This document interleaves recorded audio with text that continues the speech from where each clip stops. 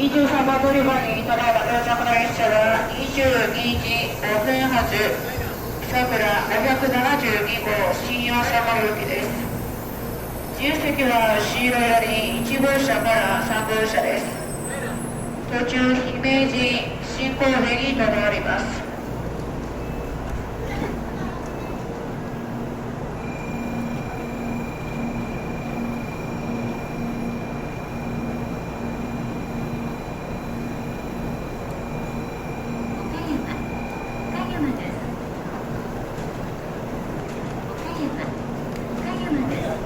ご乗車ありがとうございました。この列車は22時5分発さくら572号新大阪行きです。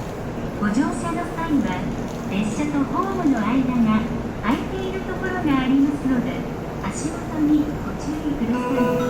次の停車駅は記念です。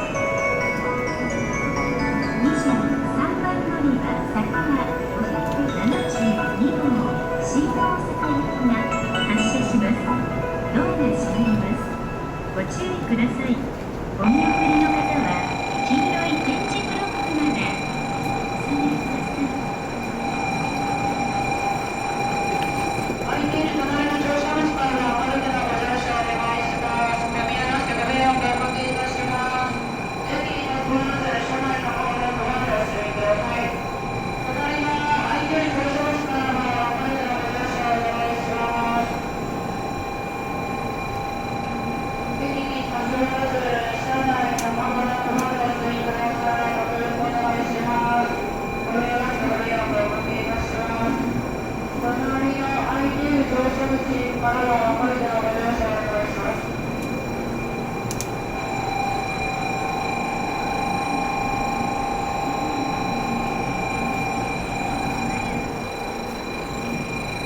車内の方でごまでお座りください。車内の方でごまでお座りください。